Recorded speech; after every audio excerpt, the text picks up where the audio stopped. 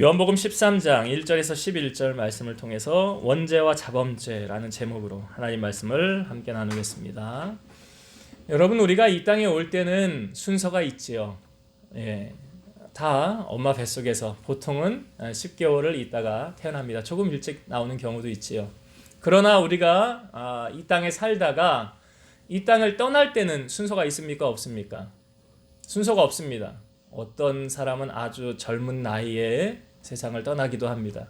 그런데 어떤 사람은 아주 오랫동안 이 땅에 살다가 세상을 떠나기도 합니다. 그러나 그 생명의 권한은 누구에게 있습니까? 하나님에게 있습니다. 하나님께 있어요. 그래서 사람이 할 수 있는 게 아니에요. 여러분, 자살하면 지옥 가는 게 왜 그런지는 아시죠? 살인죄 저질러서 그러는 거예요. 그 생명이 내 것이 아닌데 내 마음대로 했기 때문에 그래요. 절대로 그러면 안 돼요. 그래서 자, 생명은 우리의 권한에 있는 것이 아니라 하나님의 권한에 있는 것이다. 그렇죠?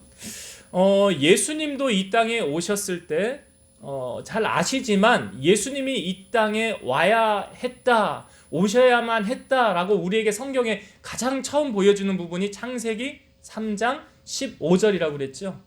그래서 거기에 보면 여자의 후손이다. 제가 아마 저번 주에도 설명을 드렸던 것 같아요. 왜 여자의 후손으로 오셔야만 했는가? 그러니까 주님이 이 땅에 오셔야만 했던 이유는 이 땅에 임한 죄를 해결해 주시기 위해서 주님이 오셔야만 했다는 거죠. 그러니까 그 어떤 세상의 어떤 방법으로도 이 죄를 해결할 수 없기 때문에 죄 없으신 주님이 이 땅에 오셔서 우리 대신 죄를 짊어지셔야 했기에, 우리 대신 죽어주셔야 했기에 주님은 이 땅에 오셔야만 했어요. 그래서 우리가 저번 주에도 말씀을 나눌 때 예수님께서 오신 근본적인 사명, 그래서 비로소 말씀하신 사명, 제자들에게 말했지요. 내가 많은 고난을 받고 십자가에서 죽을 것이다. 그러나 사흘 만에 다시 살아날 것이니라. 이 말씀을 예수님이 공생애하면서 제자들에게 몇 번 얘기했죠? 성경도 우리가 찾았었죠? 3번 얘기했잖아요. 네, 3번 얘기했어요. 그런데 제자들이 그 예수님의 말씀을 깨달았습니까? 못 깨달았습니까? 못 깨달았어요. 그래서 은혜는 깨닫는 자가 받는다고 그랬죠? 깨닫지를 못했어요. 자, 예수님께서 이렇게 30살부터 시작해서 3년 동안의 공생애를 하십니다. 그리고 마지막 일주일을 남겨놓으시고 예수님이 예루살렘에 입성하셔요. 그 예루살렘에 입성한 것을 우리가 종려주일로 우리가 지키죠. 사람들이 예수님이 올라올 때 어떻게 반응했습니까? 종려나무 가지를 흔들면서 바닥에 옷을 깔면서 나귀를 타고 오신 예수님을 향하여 뭐라고 얘기합니까? 호산나 그러잖아. 호산나라는 게 우리를 구원하소서라는 뜻이잖아요. 호산나 호산나 외쳤어요. 우리를 구원하실 그 왕이 오셨다 하고 아주 환호성을 치면서 대단하게 주님을 예루살렘에 올라오시는 것을 환영했어요. 사람들의 생각에는 아마 예수님께서 우리의 죄를 짊어지시고 십자가 지시려고 지금 예루살렘에 올라온 거야 라고 안 사람들은 없었을 거예요. 왜냐하면 제자들도 몰랐기 때문에. 제자들도 예수님이 십자가 지신다는 걸 몰랐잖아요. 그러니까 저들이 지금 환호하는 예수님 상의 그 왕의 모습은 무엇입니까? 우리 저번 주에도 나누었죠. 사람의 일, 하나님의 일. 이들이 말하는 예수님의 왕은 야, 이제 예수님이 우리 왕 되면 우리 이제 먹을 거 걱정 안 해도 돼. 야, 병든 거 주님 앞에 오면 다 고쳐줘. 그러니까 이 땅에 살면서 우리 이제 근심 걱정 염려 없이 주님이 왕이 되면 우리 그렇게 살아갈 수 있을 거야. 그래서 호산나 호산나 외쳤던 거예요. 사람들은 그거예요. 원인이 그 목적이었어요. 그러나 실상 주님이 예루살렘에 올라가신 것은 우리의 죄를 짊어지시고 십자가 지기 위해 주님이 올라가셨다는 거예요. 그렇게 주님이 예루살렘에 올라가셔서 주님이 이제 금요일날 십자가 지시기 되잖아요. 오늘 우리가 읽은 본문의 말씀은 주님께서 십자가를 지시기 전날 밤에 있었던 사건이에요. 십자가 지기 바로 전날. 여러분, 만약 여러분이 내일 죽는다고 한다면 우리는 몰라요. 내일 죽을지 언제 죽을지. 주님이 언제 오실지도 몰라요. 근데 주님은 아셨어요. 내 사명이 이제 오늘 밤 지나면 내일 십자가 지신다는 걸 주님은 아셨어요. 그러면 만약에 우리에게 내가 살아갈 날이 하루밖에 없다고 한다면 그 하루 동안 여러분 뭘 하실 것입니까? 그 나에게 남아있는 삶이 오늘 하루가 전부라고 한다면 여러분 그 하루를 뭘 하실래요? 그동안 내가 못해봤던 버킷리스트 적은 것 중에 내가 이루지 못했던 거 그거라도 한번 이뤄봐야 되겠다. 뭐 각자 마음에 하고 싶은, 그러니까 하루라는 시간 동안 내가 가장 중요한 것 하지 않았을까? 그런 의미에서 오늘 성경을 바라보면 예수님께서 이제 내일이면 십자가 지시는데 그 십자가 지시기 바로 전날 주님이 제자들을 데려놓고 행하신 것이 무엇이었습니까? 성만찬 하셨고요. 그 전에 제자들의 발을 씻어주셨어요. 그러니까 주님께서 가장 중요하게 생각하신 그것을 지금 십자가 지시기 전날 밤에 행하셨다는 사실이에요. 그래서 오늘 주님이 이 세족식을 행하시는 이 장면 속에서 이것이 우리에게 주는 메시지가 뭔가, 우리에게 주시는 영적인 은혜가 뭔가 우리가 한번 오늘 말씀을 통해 나눠보길 원해요. 자, 먼저는 오늘 우리가 13장 1절에 있는 말씀, 1절 말씀을 먼저 한번 좀 읽어볼게요. 이 말씀을 한번 제가 읽어볼게요. 6월절 전에 예수께서 자기가 세상을 떠나 아버지께로 돌아가실 때가 이른 줄 아시고 세상에 있는 자기 사람들을 사랑하시되 끝까지 사랑하시니라. 여기 성경에 분명히 이렇게 말씀하고 있어요. 주님은 여기 3절에도 나오지만 하나님께로부터 오셨다가 하나님께로 돌아가신다라고 말하고 있죠. 여기 13장 1절 동일한 말씀이에요. 예수께서 자기가 세상을 떠나 아버지께로 돌아가실 때가 이른 줄 아시고, 이게 이제 주님이 십자가 지시기 전날이라는 걸 우리에게 암시해주고 있는 거예요. 자, 그런데 이 13장 1절의 말씀에 보면 세상에 있는 자기 사람들을 사랑하시되 끝까지 사랑하시니라. 주님의 사랑은 이러했어요. 여러분, 사람들의 사랑은 어떻습니까? 이 끝까지 가는 사랑이 있나요? 부모와 자식 간에도요. 끝까지 가는 사랑이 쉽지는 않아요. 그러니까 주님의 그 사랑하심은 어떻습니까? 끝까지 사랑하셨더라. 끝까지 사랑하셨더라. 여기 주님께서 세상에 있는 자기 사람들을 사랑하시되 끝까지 사랑하시니라. 그런데 지금 이 현장에 누가 함께 같이 있냐면 예수님과 예수님의 12제자가 함께 있습니다. 그렇죠? 예수님의 12제자. 그러면 제가 질문을 한번 드려볼게요. 여기 예수님께서 세상에 있는 자기 사람들 끝까지 사랑하시니라 12제자라고 한다면 예수님은 이 12제자를 모두 사랑하셨습니까? 사랑하지 않으셨습니까? 예. 예수님은 다 사랑하셨다. 12명을 다 사랑하셨다. 네, 그래요. 네, 그래요. 예. 제가 지금 그 말씀을 함께 나누려고 그래요. 권사님이 하셨던 말씀. 자, 예수님이 자기 사람들을 사랑하셨다고 그랬어요. 자기의 사람들. 자, 그런데 이 12제자 가운데 한 사람인 가룟 유다가 예수님을 팔지요. 자, 근데 그 팔기 전에 어떤 일이 있었는가 한번 보세요. 2절의 말씀. 2절을 보세요. 마귀가 벌써 시몬의 아들 가룟 유다의 마음에 예수를 팔려는 생각을 넣었더라. 가룟 유다의 마음에 예수님을 팔려는 생각을 누가 넣었대요? 마귀가 넣었대요. 그래서 여러분, 성경은 우리에게 이렇게 말합니다. 무릇 모든 지킬 만한 것 중에 더욱 내 마음을 지키라. 생명의 근원이 이에서 남이니라. 여러분, 사람들이 극단적인 선택을 하는 거는 마음을 못 다스렸기 때문에 그런 거죠. 지금 보세요. 가룟 유다가 예수님을 팔려는 생각을 누가 넣었대요? 마귀가. 그러니까 가룟 유다는 마음을 잘 지킨 거예요? 못 지킨 거예요? 못 지켰죠. 자, 이 뒷부분의 성경을 더 봅시다. 26절과 27절 한번 봅시다. 26절과 27절. 예수님이 성만찬 하면서 야, 너희 중에 한 사람이 나를 팔 거야. 그러니까 주여 누굽니까? 누굽니까? 할 때, 자, 26절, 27절 읽어볼게요. 예수께서 대답하시되 내가 떡 한 조각을 적셔다 주는 자가 그니라 하시고 곧 한 조각을 적셔서 가롯 시몬의 아들 유다에게 주시니 조각을 받은 후 곧 사탄이 그 속에 들어간지라. 이에 예수께서 유다에게 이르시되 내가 하는 일을 속히 하라 하시니. 자, 유다에게 뭐가 들어갔어요? 사탄이 들어갔더라. 사탄이 들어갔더라. 그렇죠? 가룟 유다 안에 자, 마귀를 팔려는 생각을 이미 불어넣어줬고, 그 다음에 예수님이 성만찬 할 때 이 조각을 받는 자가 나를 팔 것이냐. 제자들은 이 의미를 몰랐어요. 가룟 유다가 나가니까 아니 뭘 사러 가나 이렇게 생각했어요.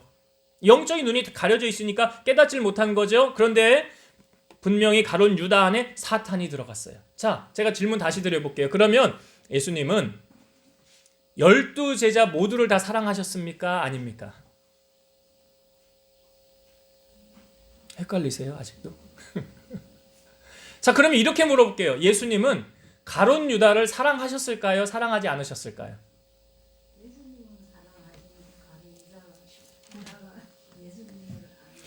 자, 그러면 가룟 유다는 예수님에게 원수예요? 아니에요? 원수는 아닌데 원수 아니에요? 예, 나를 팔자인데 배신한 자인데 원수 아니에요? 예, 자, 성경을 제가 읽어볼게요.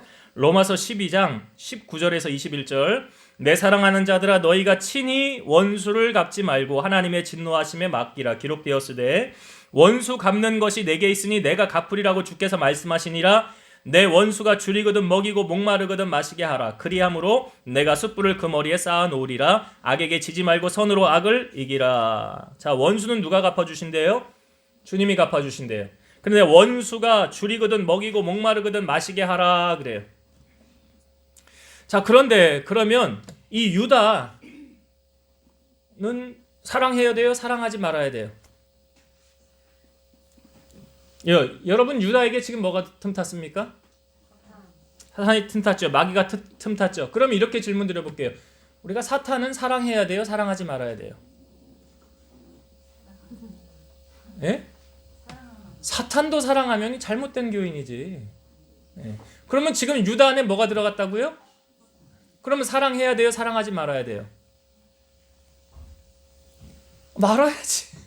이거 이렇게 답을 다 알려주면서 질문을 한데도 왜 사랑하지 말아야지. 그러면 사탄이 틈탔는데 그 사탄이 틈탄 사람을 사랑합니까? 여러분 저번 주에 예수님이 베드로가 주는 그리스도이시오 살아계신 하나님의 아들 성령 충만했던 그 베드로가 주님 내가 십자가 질 거다라고 말했더니 베드로가 말리면서 그렇게 하면 안 된다잖아요. 주님 뭐라고 그랬어요 그때? 그래, 사탄아 물러가라 그랬잖아. 너는 하나님의 일을 생각지 않고 사람의 일을 생각하는데, 이 부분에 이 말씀을 정확하게 잘 보세요. 야고보서 4장 7절 말씀. 그런즉 너희는 하나님께 복종할지어다 마귀를 대적하라. 그리하면 너희를 피하리라. 마귀는 어떻게 하라고요? 사랑하라고요? 대적하라고 그러잖아. 마귀는 대적하라는 거예요. 요한복음 8장 44절. 너희는 너희 아비 마귀에게서 났으니 너희 아비의 욕심대로 너희도 행하고자 하느니라. 그는 처음부터 살인한 자여 진리가 그 속에 없으므로 진리에 서지 못하고 거짓을 말할 때마다 제 것으로 말하나니 이는 그가 거짓말쟁이요 거짓의 아비가 되었음이라. 이렇게 기억하셔야 돼요. 원수는 사랑하고 마귀는 대적하라. 그럼 이거 어떻게 분간할 수 있느냐? 어떤 건 원수고 어떤 건 마귀냐? 구분을 해야 되잖아요. 분별을 해야 되잖아요. 자, 여러분 이 구분하기 위해서 제가 주보에 한 주간 기록할 말씀을 기록해 놓았어요. 한번 보세요. 주보를 보세요. 자, 한 주간 묵상할 말씀이 요한일서 3장 10절이에요. 요한일서 3장 10절 찾으셨지요? 같이 읽어봅시다. 시작. 이러므로 하나님의 자녀들과 마귀의 자녀들이 드러나나니 무릇 의를 행하지 아니하는 자나 또는 그 형제를 사랑하지 아니하는 자는 하나님께 속하지 아니하니라. 여기 하나님의 자녀들과 마귀의 자녀들이 드러난다 그랬죠. 그럼 마귀의 자녀들은 사랑하는 거 아니에요. 사랑하면 안 돼요. 하나님의 자녀들은 사랑해야 돼요. 그럼 이거 어떻게 구분할 수 있느냐? 마귀의 자녀와 하나님의 자녀들 여기 나오지요. 의를 행하지 아니하는 자나 또는 그 형제를 사랑하지 아니하는 자는, 의를 행하지 않거나 형제를 사랑하지 않는 자, 이걸 쉽게 우리에게 또 적용을 해보면 이렇게 적용할 수 있어요. 여러분 성경의 말씀에 비추어 봐서 하나님의 말씀에 어긋난다. 이건 하나님 말씀하고 어긋나는 행동인데? 하나님 말씀대로가 아닌데? 그러면 하나님 자녀가 아니지. 더 우리가 확실하게 알 수 있는 게 뭐냐면 하나님의 일을 방해하고 있는 사람은 하나님 자녀가 아니에요. 하나님의 일을 방해하는 사람, 하나님 자녀가 아니에요.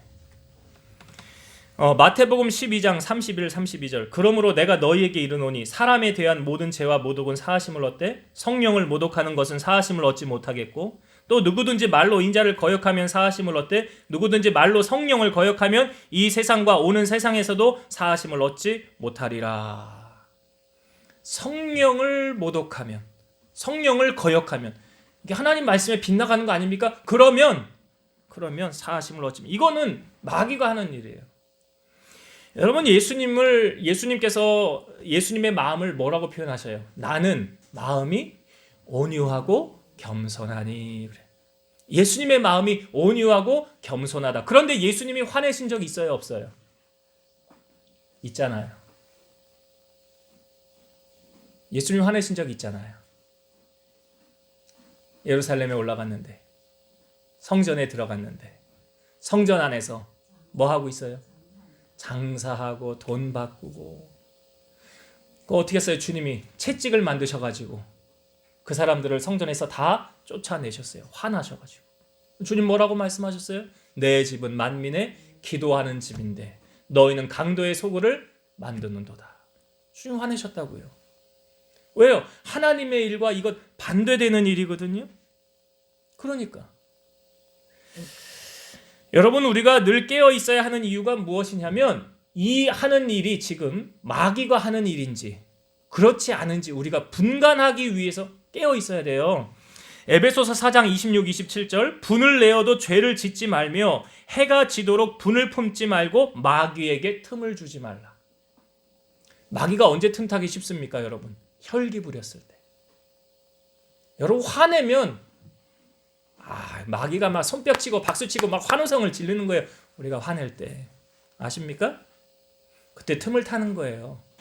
그러니까 마귀가 또 언제 틈을 탑니까? 오늘 가룟 유다처럼 예수님보다 더 사랑하는 그 무엇에 마음 팔려 있으면 마귀가 좋다고 손뼉을 막 치죠. 너 아주 잘하고 있어.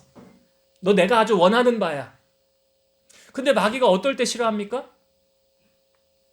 우리가 예배의 자리에 앉아 있을 때, 또 성경 읽을 때, 우리가 기도할 때 아주 마귀가 죽으려고 그래. 그래서 우리가 성령 충만하라고 그러잖아요. 이 마귀에게 틈을 주지 말라. 그래서 이 마귀와 싸워 이기려면 어떻게 됩니까? 에베소서 6장 11절. 마귀의 간계를 능히 대적하기 위하여 하나님의 전신갑주를 입으라.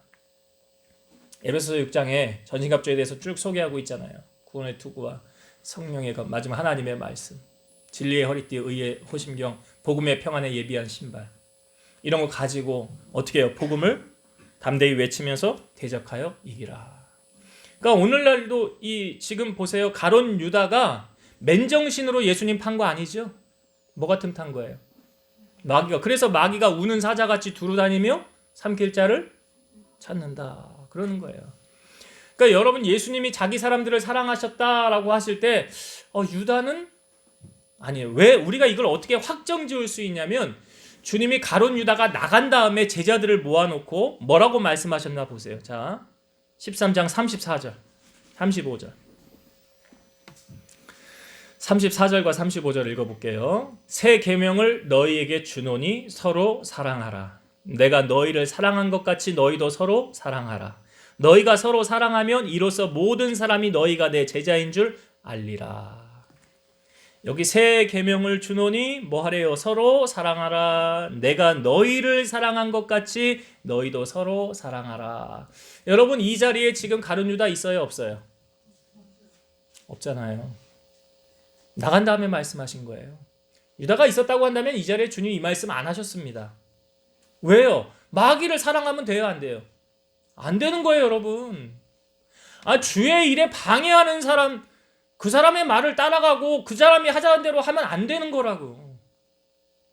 하나님의 일을 막는 거는 악한 사단이 앞서서 행하는 거라고요. 이거 분별할 줄 알아야 돼요, 여러분들.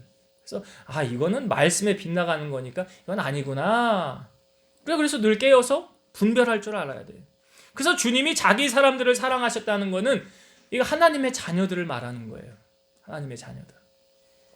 자, 그렇게 주님의 마음을 우리에게 보여주고 있고요. 주님이 자기 사람들을 이제 마지막 얼마 남지 않은 이 시점에 끝까지 사랑하시는, 끝까지 사랑의 본을 보이신 주님의 모습 우리에게 보여주고 있습니다. 그리고 난 후에 주님이 제자들에게 주님이 이제 수건을 가지고 와서 허리에 두르시고 겉옷을 벗고 물을 떠와서 제자들의 발을 씻어주는 거예요. 자, 그때 이제 예수님이 제자들의 발을 다 씻어줄 때 베드로하고 주님하고 대화하는 장면이 오늘 나오죠. 한번 성경을 봅시다. 오늘 13장 6절부터 읽어볼게요. 13장 6절부터 10절까지 제가 읽어볼게요. 시몬 베드로에게 이르시되 베드로가 이르되 주여 주께서 내 발을 씻으시나이까. 예수께서 대답하여 이르시되 내가 하는 것을 내가 지금은 알지 못하나 이후에는 알리라. 베드로가 이르되 내 발을 절대로 씻지 못하시리이다. 예수께서 대답하시되 내가 너를 씻어주지 아니하면 내가 나와 상관이 없느니라.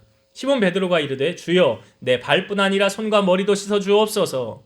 예수께서 이르시되 이미 목욕한 자는 발밖에 씻을 필요가 없느니라. 온몸이 깨끗하니라. 너희가 깨끗하나 다는 아니니라 하시니. 자, 예수님하고 베드로하고 지금 대화할 때 발을 씻어준다니까 베드로가 제 발을 못 씻깁니다 주님. 왜? 베드로가 왜 그랬냐면 여러분 당시 발을 씻어주는 사람은 누가 하는 역할이냐면 그 집에 가장 낮은 하인들이 하는 역할이거든요. 가장 낮은 사람이 하는 역할이에요. 근데 주님이 지금 발을 씻으려고 하니까 그렇게 할 수 없습니다 주님. 내 발을 씻길 수 없습니다 주님 그러는 거예요. 그러니 주님이 그 다음에 뭐라고 그러냐면 내가 네 발을 씻기지 않으면 네가 나와 상관이 없다는 거예요. 강력하게 주님 말씀하시는 거예요. 너 나와 상관없어. 그러면 그랬더니 베드로가 그 말 듣고 뭐라고 그래? 아니 그럼 발뿐 아니라 뭐래요? 여기 머리도 손과 머리도 씻어 주옵소서. 그때 그 다음에 주님이 뭐라고 말씀하십니까? 10절에 이렇게 기록되어져 있죠. 예수께서 이르시되 이미 목욕한 자는 발밖에 씻을 필요가 없느니라. 이미 목욕한 자는 발밖에 씻을 필요가 없다. 여러분 여기 예수님께서 이 제자들 목욕시켜주는 장면이 있습니까? 없습니까? 목욕시켜주신 장면이 없잖아요. 근데 예수님이 왜 이미 목욕했다라고 말씀하십니까? 목욕했대요. 언제 주님이 제자들 목욕시켜주는 장면이 여기 성경에 있어요? 없어요? 없는데 주님은 이미 너희들은 목욕했다라고 말하고 있어요. 무슨 의미입니까 이게? 목욕했다. 제자들을 언제 주님이 목욕시켜주신 적이 없는데 아무리 성경을 들여봐도 목욕시켜주신 적이 없는데 주님은 목욕을 시켜주셨다. 자, 이 말을 조금 이따가 제가 설명을 드릴게요. 예수님과 니고데모가 대화할 때 니고데모가 질문을 하죠. 주님 어떻게 하면 구원받을 수 있습니까? 거듭나야 구원받을 수 있대요. 이 말의 의미를 잘 해석 못해서 그러면 내가 어떻게 엄마 뱃속에 다시 들어갔다가 나올 수 있습니까? 주님이 이렇게 말씀하시죠. 사람이 물과 성령으로 거듭나지 아니하면 하나님의 나라에 들어갈 수 없느니라 그랬어요. 그렇죠? 그래서 우리가 그 말씀도 나누었었죠. 여러분 성령 받지 않으면 구원받을 수 있다고 그랬어요? 없다고 그랬어요? 없다고 그랬잖아요. 예수님이 하신 말씀이잖아요. 물과 성령으로 나지 아니하면 하나님 나라 들어갈 수 없다. 그러면 나는 신앙생활 하는 사람인데 하나님의 자녀인데 그러면 나는 성령 받은 사람이야 안 받은 사람이야 어떻게 확증할 수 있다고 그랬어요? 그래, 주님이 나의 구주이십니다. 그러니까 고린도전서 12장 3절에 나오잖아요. 누구든지 예수를 주시라 시인할 수 있는 사람은 성령 받은 사람이라 그러잖아요. 예수님이 나의 구주이십니다 라고 고백하는 사람은 자기가 고백하는 게 아니라 성령이 내 안에 임재하셔서 고백하게 하는 거예요. 그래서 성령 받은 사람은 주님이 나의 구주이십니다 라고 고백을 하게 된다는 거예요. 물과 성령으로 거듭나지 아니하면 하나님 나라 들어갈 수 없다 그랬어요. 여러분 노아의 방주가 방주를 만들었죠. 사람들 들어오라고 했지 안 들어왔어요. 노아의 8식구만 구원받았어요. 비가 며칠 동안 왔습니까? 40일 동안 비 왔어요. 그러니까 온 땅이 다 물에 잠기게 되었죠. 자, 그런데 성경은 이렇게 고백하고 있어요. 방주에서 물로 말미암아 구원받은 자가 겨우 8명인데 물은 예수 그리스도께서 부활하심으로 말미암아 너희를 구원하는 편이 곧 세례라 그래요. 이 물에서 너희가 건짐을 받았다라는 거잖아요. 이 물에서. 요한일서 5장 5절에서 8절 말씀 예수께서 하나님의 아들이심을 믿는 자가 아니면 세상을 이기는 자가 누구냐? 이는 물과 피로 임하신 이시니 곧 예수 그리스도시라. 물로만 아니요 물과 피로 임하셨고 증언하는 이는 성령이시니 성령은 진리니라. 증언하는 이가 셋이니 성령과 물과 피라. 또한 이 셋은 합하여 하나이니라. 이게 무슨 말씀입니까, 여러분? 예수님께서 그러니까 물과 피로 임하셨다라고 말씀하고 있고 이것을 증언하는 이가 성령이시라라고 그래요. 그런데 이 물과 피와 성령은 이 셋인데 또한 하나다. 되게 좀 복잡하죠. 좀 어렵죠. 쉽게 말해서. 설교를 준비하는 저도 좀 혼란스러웠어요. 이 말씀 가운데. 아니 물과 피와 성령이 하나다. 근데 이 말씀을요. 아주 쉽게 해석하는 말씀이 있어요. 사도행전 2장 38절. 베드로가 이르되 너희가 회개하여 각각 예수 그리스도의 이름으로 세례를 받고 죄사함을 받으라. 그리하면 성령의 선물을 받으리니. 여기에 물과 피와 성령이 다 포함되어져 있어요. 너희가 각각 회개하여 예수 그리스도의 이름으로 뭘 받아요? 세례를 받고 죄사함을 받으라. 그리하면 성령을 선물로 받으리니. 세례는 뭘로 받는 거예요? 물로 받는 거잖아요. 죄사함은 뭘로 받는 거예요? 피로 받는 거잖아요. 그러니까 너희가 회개하여 세례를 받고, 여러분 세례를 받는다는 의미는 이제 나는 죽고 주님이 산다는 의미예요. 나는 죽고 주님이 살아나는 거예요. 그 의미로 세례를 받는 거예요. 그 세례는 물로 받는 거니까 물이 나오죠. 그 다음에 내 죄를 사해주기 위해 주님이 십자가 지셨잖아요. 피 흘림이 없이는 죄사함이 없다고 그랬어요. 주님의 피가 내 죄를 사해주시는 거예요. 그러니까 세례를 받고 죄사함을 받으라. 이 죄사함에는 예수님의 피가 필요한 거예요. 그러니까 여기 물과 피가 나오죠. 그 다음에 이렇게 하면 뭘 선물로 받아요? 성령을 선물로 받으리니. 이게 세 개가 다 여기 나오잖아요. 그러니까 여러분 이제 오늘 말씀에 보면 이미 목욕한 자는 라는 의미가 어떤 의미냐면 이미 세례를 받은, 이미 물로 죄사함을 받은. 그러니까 여러분 우리가 죄에 대해서는 두 가지 의미가 있다고 여러분 제가 말씀을 드렸어요. 여기서 말하는 예수님이 목욕한 자라는 의미는 뭐냐면 원죄를 사함받은 자라는 거예요. 원죄를 사함받은 자. 이거를 주님은 목욕한 자라고 표현하신 거예요. 그러니까 여러분 사람 태어날 때 온 땅에 죄가 임했잖아요. 모든 사람이 죄를 범하였음에 하나님의 영광에 이르지 못하더니 그랬잖아요. 다 사람은 태어날 때 아담의 후손이라 아담에 가지고 있는 죄를 가지고 태어난다라는 거예요. 이게 원죄예요. 그래서 이 원죄 해결받지 못하고 그냥 살다가 죽으면 이 원죄 때문에 어디 가는 거예요? 그래요. 그래서 우리가 원죄 사함 받아야, 이 원죄를 사함 받는 비결이 말씀드렸죠? 세례를 받고 죄 사함을 받으라. 그러면 성령을 선물로 받으리니. 그러면 이제 죄 영원히 죽을 수밖에 없는 사망에서 생명으로 옮겨지게 되는 거예요. 예수님을 나의 구주로 영접하는 순간. 그래서 주님이 여기 목욕했다라는 이 표현은 예수님의 제자들을 목욕시켜줬다는 그런 의미가 아니라 너는 원죄 사함 받은 자잖아. 너 원죄 사함 받았잖아. 이 의미예요. 이 의미. 그래서 여기 주님이 목욕한 자는 뭐만 하면 된대요? 발만 씻으면 된다 그러잖아요. 내가 너 발을 씻어주지 아니하면 네가 나와 상관이 없다 그러잖아요. 그럼 발 씻는 의미는 뭡니까? 어떤 의미예요? 제가 오늘 설교 제목 뭐라고 그랬습니까? 그럼 발을 씻어준다는 의미는 자범죄를 씻는 의미예요. 여러분 우리가 이 땅에 살면서 죄 안 짓고 살 수 있습니까? 없습니까?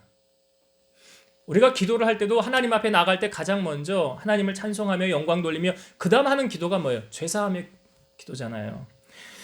요한일서 1장 9절에서 10절. 만일 우리가 우리 죄를 자백하면 그는 미쁘시고 의로사 우리 죄를 사하시며 우리를 모든 불의에서 깨끗하게 하실 것이요 만일 우리가 범죄하지 아니하였다 하면 하나님을 거짓말하는 자로 만드는 것이니 또한 그의 말씀이 우리 속에 있지 아니하니라. 그러니까 우리가 죄를 고백하면 미쁘시고 의로우신 주님이 우리 죄를 사하여 주신다는 거예요. 여기서 말하는 죄는 여러분 자범죄라는 걸 아셔야 돼요. 자범죄예요. 그러니까 예수님이 발 씻어준다는 거는 너희의 죄를 내가 씻어준다. 자범죄 씻어줄게. 이 의미라는 거잖아요. 이사야 1장 18절 여호와께서 말씀하시되 오라 우리가 서로 변론하자 너희의 죄가 주홍 같을지라도 눈과 같이 희어질 것이요 진홍같이 붉을지라도 양털같이 희게 되리라. 그러니까 주님만이 우리의 죄를 사해 주실 수 있는 분 아니십니까? 두 가지의 모든 죄, 원죄와 자범죄. 여러분 다윗은요 하나님의 마음에 합한 자라 하고 사도행전 13장 22절에 우리에게 보여주고 있죠. 근데 그 하나님의 마음에 합했던 그 다윗이 잠깐 눈이 멀어서 범죄한 사건이 성경이 우리에게 보여주고 있어요. 여러분 성경이 위인전이 아닌 것이 위인전이라고 한다면 다윗의 잘못한 부분 다 빼야죠. 좋은 점만 부각시켜야 되는 거 아닙니까? 근데 성경은 그게 아니에요. 인간의 있는 모습 자체의 모습을 다 우리에게 보여주고 있는 거예요. 자, 화려한 궁에 올라가서 이렇게 보니까 목욕하는 여자가 눈에 띄었어요. 데려와라. 그래서 뭐예요? 동침합니다. 임신합니다. 알아보니까 그 남편이 전쟁터에 나가 있는 부하예요. 휴가를 줘서 집에 들어가서 쉬어라. 무마하려고. 근데 이 부하가 집으로 들어가질 않는 거예요. 나라를 위해서 충성했다는 거 아닙니까? 말 안 들으니까 어떻게 해요? 군대 장관 요압에게 다윗이 편지를 써요. 얘 전쟁터 맨 앞에 가게 하고 그 다음에 너희들 뒤로 빠져라. 어떻게 하라는 거예요? 전쟁하다가 전쟁터에서 죽어라. 그 말 아니에요. 그러니까 이 사실이 나중에 나단 선지자가 다윗에게 와가지고 뭐라고 말합니까? 어느 부자가 있었는데요. 가난한 집에 양 하나 전부였는데 그 양을 가져다가 손님 청했습니다. 그러니까 뭐라고 그래요? 그렇게 나쁜 놈이 어딨냐? 다윗이. 그렇게 나쁜 놈이 어딨냐? 그런데 그게 바로 누구래요? 바로 당신입니다. 바로 당신입니다. 다윗이 범죄했죠. 십계명에서도 두 가지 죄나 범하였어요. 여러분 우리가 죄를 무서워해야 되는 이유가 뭐냐면 내가 죄를 지었을 때 하나님 앞에 기도하면 용서는 해주세요. 용서는 해주신다고요. 그래서 다윗이 범죄하고 난 후에 바로 시편 51편에 보면 범죄한 후에 회개의 장으로 시편 51편을 기록했어요. 거기 말씀 두 절만 제가 읽어볼게요. 시편 51편 7절 옷을 초로 나를 정결하게 하소서 내가 정하리이다. 나의 죄를 씻어주소서 내가 눈보다 희리이다. 11절 나를 주 앞에서 쫓아내지 마시며 주의 성령을 내게서 거두지 마소서. 내가 하나님 앞에 범죄했으니까 하나님 내 죄를 용서해달라고. 성령을 거두지 마시고 나를 버리지 마옵소서 하고 뭐 눈물로 침상이 다 젖을 정도로 다윗이 그렇게 회개했다라고 말하고 있어요. 여러분 죄는요 우리가 다스릴 수 있는 게 아니라고 그랬죠. 나는 믿음 좋아서 죄 다스릴 수 있어. 천만의 말씀. 아니에요. 죄 짓는 환경으로 몰아가면 그 사람 죄 지을 수밖에 없다고요. 그래서 어떻게 됩니까? 죄는 벗어나는 거라고요. 떠나는 거라고요. 여러분 요셉이라는 사람이 그 형들에 의해 애굽으로 팔려갔죠. 보디발의 집에 갔을 때 총리의 자리까지 올라갔어요. 인정을 받아서. 근데 보디발의 아내가 어떻게 동침하자고 그러니까 이 요셉이 어떻게 합니까? 이런 말을 했어요. 내가 어찌 이 큰 악을 행하여 하나님 앞에 죄를 지으리까? 그러니까 요셉의 시각에는 누가 보였어요? 하나님을 의식했다는 거잖아요. 이게 코람데오 신앙 아닙니까? 하나님을 의식했어요, 요셉은. 내가 어떻게 이 큰 악을 행합니까? 그러면서 그냥 억울한 누명을 쓰고 감옥에 들어갔지만 성경에 보면 창세기 39장에는 요셉이 형통하였더라라는 구절이 여러 번 나와요. 감옥에 들어간 그 요셉이 형통하였더라. 우리의 상식으로는 이해가 안 가죠. 근데 하나님이 아신다는 거예요. 형통하게 하셨더라. 여러분 다윗이 범죄함으로 말미암아 그 다음부터 다윗의 집안에 어떤 일이 벌어지는 줄 아십니까? 딸 하나 있었는데 이복 형제가 강간을 해요. 자기 딸 다말을 강간합니다. 그래서 그 사실을 안 그 다말의 오라버니 압살롬이 복수에 칼을 갈고 양털 깎는다는 잔치를 벌여서 다윗의 아들들을 초청합니다. 그때 이 암논을 압살롬이 죽여요. 그리고 나서 나중에 이 압살롬이 또 반역을 일으켜서 다윗을 그 왕궁에서 도망가게만. 참 다윗의 인생에 있어서 이 아들이 반역을 일으켜가지고 정권을 잡고요. 아주 피비린내 나는 그 다윗의 인생에 있어서 흑역사. 이게 뭐 때문에 비롯된 건 줄 아십니까? 죄 때문에 그런 거예요. 이게 죄 때문에 그런 거라고요. 나단 선지자가 뭐라고 그럽니까? 왕이 은밀하게 이 죄를 행하였지만 하나님은 드러내놓고 이거 행하신다고 갚으신다고 그러잖아요. 그래서 여러분 우리가 죄를 멀리해야 돼요. 죄를 배격해야 되는 거예요. 시편 1편은 그 복 있는 사람은 이렇게 말하잖아요. 누가 형통한 사람입니까? 복 있는 사람 가운데. 시냇가에 심은 나무가 철을 쫓아 과실을 맺으며 그 잎사귀가 마르지 아니함 같으니 그가 하는 모든 일이 다 형통하리로다 그랬죠? 누가요? 죄의 자리에 서지 않고 오만한 자의 자리에 앉지 않고 오직 여호와의 말씀을 묵상하며 그 율법을 주야로 행하는 자, 묵상하는 자. 그 사람이 형통함을 누리는 거예요. 그러니까 여러분, 우리가 하나님을 어떤 하나님이라고 우리가 알고 있습니까? 공의의 하나님이시잖아요. 행한 대로 갚으시는 하나님 아니십니까? 선을 행하는 자에게 선으로 갚으시고 악을 행하는 자에게 악으로 갚으시는 공의로우신 하나님이시라고요. 그래서 우리가 죄는 어떻게 해야 돼? 멀리하는 거예요. 그 아무리 달콤하게 그 죄가 무섭게 우리를 아주 망하게 다가오는 게 아니라니까요. 아주 달콤하게 다가온다고요. 하와가 선악과 먹을 때 뱀의 유혹을 보셨잖아요. 그렇듯이 우리가 이 땅에 살아갈 때 여러분, 이 죄라는 것은 배격해야 돼요. 물리쳐야 돼요. 떠나야 되는 거예요. 하나님이 기뻐하지 않는 자리에 거하지 마세요. 내가 그러고 나면 꼭 나에게 다가오는 그 다음에 일이 어떤 일이 있냐면 안 좋은 일이, 고난이 따라온다니까. 갚으신다니까 하나님이. 기억하셔야 돼요, 여러분. 그래서 죄는 멀리해야 되는 거예요. 배격해야 되는 거예요. 내 삶에 왜 이렇게 고난으로 점철지는 거예요? 물론 하나님이 연단시키고 훈련시키는 것도 있지만 다윗 보세요. 하나님이 다 갚으시잖아요. 네가 은밀하게 행한 거 내가 드러내놓고 갚을 거야. 하나님 마음에 합한 다윗이었지만, 그래서 죄는 배격해야 돼. 멀리해야 되는 거예요. 자, 그렇게 우리의 죄를 주님이 물론 씻어주십니다. 발을 씻었다는 의미는 내 자범죄를 주님 앞에 하나님 잘못했어요, 용서해 주세요. 용서해 주세요. 그러나 그 다음에 오는 건 내가 지불해야 된다는 것.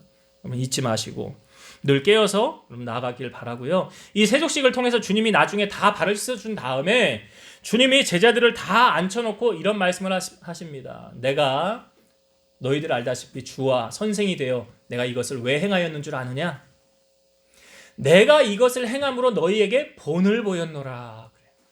내가 본을 보였으니 너희도 이와 같이 행하라. 그러니까 이 세족식의 의미는 주님이 주와 선생이 되어서 우리 가운데 리더는 이런 거구나 보여줬다는 거잖아요. 리더는 가만히 앉아서 너희들 나를 섬겨라, 대접해라, 이게 아니라, 그러니까 예수님이 뭐라고 그래요? 인자가 온 것은 섬김을 받으려 함이 아니라 도리어 섬기려 하고 나의 목숨을 많은 사람의 대속물로 주려 함이니라. 그러니까 주님은 삶으로 그 보여주지 않았습니까? 이런 말을 하는 분들이 있어요. 새벽 기도가 힘든데 대체 새벽 기도는 누가 만들어 놓은 거야? 누구겠어요? 밤에 말이야, 밤늦도록 피곤한데 밤늦게 말이야, 꼭 철야기도 나오라고 힘들어서 나 좀 쉬고 싶은데 대체 이 철야기도는 누가 만들어 놓은 거야? 누가 만들었게요? 예수님이 만드신 거예요. 사람이 만든 게 아니라고요. 사람이 만든 게 아니에요. 그러니까 보세요, 여러분. 예수님이 우리의 신앙의 본을 다 보여주셨습니까? 안 보여주셨습니까? 여러분, 정말 은혜가 충만하면 내 삶을 통해서 누가 나타나야 돼요? 그렇지. 내 삶을 통해서 예수님이 드러나야 되는 거예요. 예수님이. 자, 사도 바울은 성경에 보면 고린도전서 11장 1절에 내가 그리스도를 본받는 자가 된 것 같이 너희는 나를 본받는 자가 되라. 내가 그리스도를 본받아서 이렇게 행하고 삶을 통하여 나타나는 것처럼 너희들 나를 본받는 자가 되라. 여러분, 우리의 삶을 통하여 지금 주님이 나타나고 계시는가? 신앙생활도 그렇죠. 내가 성령 충만해요. 내 안에 주님이 자꾸 드러나게 돼요. 말하지 않아도 삶으로 보여지게 돼요. 저분은 참, 저분의 모습을 통해서 예수님이 나타나는 것 같아. 저분을 보면 꼭 예수님을 보는 것 같아. 이러한 소리를 누가 들어야 됩니까? 신앙인이 들어야 됩니다. 우리가 들어야 되는 거라고요. 이런 소리를 들어야 되는 거라고요. 여러분, 안디옥에 그 사도행전에 보면 복음이 전파되어졌을 때에 어떤 현상이 나타났습니까? 세상의 사람들이 안디옥 교인들을 향하여 뭐라고 말했습니까? 그리스도인이라는 칭함을 거기서 처음 얻게 되었더라. 무슨 말이에요? 그들을 통하여 주님 보는 것 같다는 거 아니에요. 그러니까 함께 비전교회 성도들을 통하여 저 사람 보면 꼭 예수님 보는 것 같아. 예수님 나타나는 것 같아. 이런 소리를 우리가 들어야 한다는 거죠. 여러분, 우리가 신앙생활할 때 주님이 본을 보였던 것처럼 먼저 믿는 자들이 신앙의 본을 보여야 되는 거예요.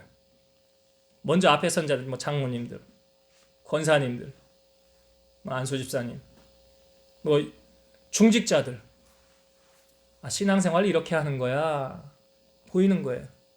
그냥 직분만 받아가지고 내가 직분 높으니까 너는